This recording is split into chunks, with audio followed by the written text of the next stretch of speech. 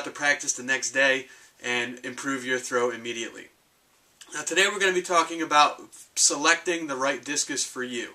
Now if you've been in any track and field catalogs, and if you've been on any track and field sales websites, you're going to see that there are typically 4 different categories of discus. You've got your center weighted, which is about 50% rim weight. You've got your low spin, which is about 65% rim weight. You've got your high spin, which is 75% rim weight.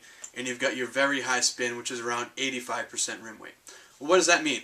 Rim weight is basically the ratio or the percentage of the weight of the discus that is the rim.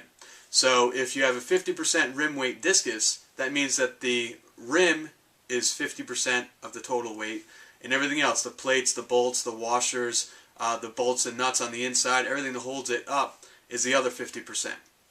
How do you know which one is right for you? Well, it all depends really on your style of throwing, your experience, and how far you throw, and the type of form and technique. A lot goes into it.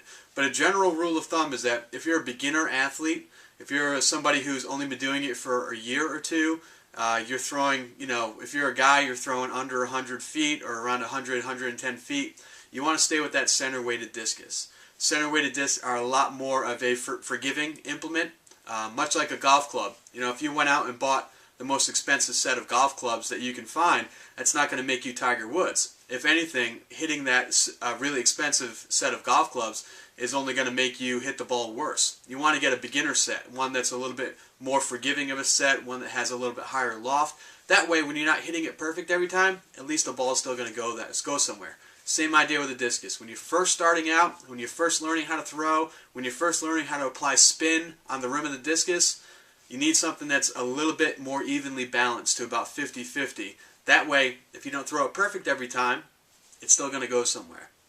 Now, when you're throwing around the 130 foot range, 120, 130, 140, right in that range, that's when you would start to experiment with a low spin discus, something that's around 65% rim weight.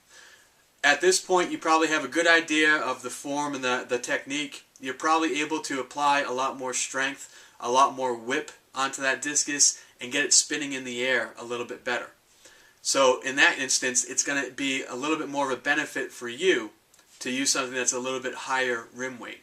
Now, throwers that are using a low spin, maybe 5 out of every 10 throws comes off the hand really well and flies really well. They're not the most experienced athletes. They may be the middle 50-60% of their state level. They're not the top 5 or 10 guys in the state. They're not the bottom guys in the state. They're right in the middle. Your average thrower is going to throw that low spin discus if they've been doing it for a year or two.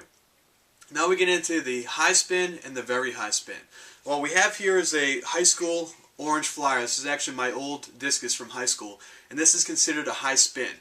This is about 75% rim weight. Now what does that mean? 75% of the weight of the discus is on the rim, so it is no longer evenly balanced. It's not even close. 3/4 of the weight of this implement is the rim, so it's a lot harder to throw. That means in order to see any difference with a high rim weight discus compared to a low rim weight discus, you really have to know, you really have to have it down how to throw this and how to apply force correctly on the rim to get it spinning fast enough. Now the faster that you get the rim spinning, the further the discus is going to go.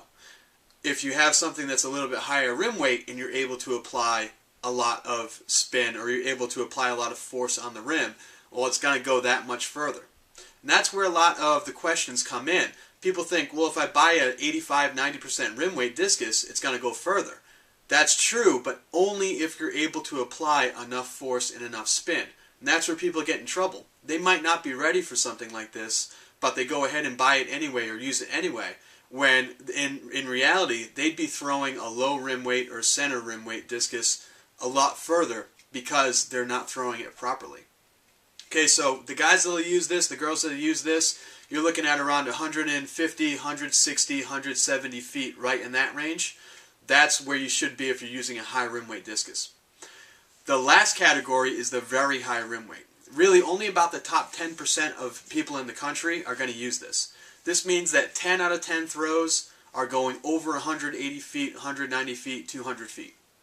It means every time you throw, your footwork is perfect, your hand speed is perfect, your release is perfect, you're putting the perfect amount of spin on the discus, and that doesn't happen for somebody who's a brand new thrower or somebody who's just getting started out.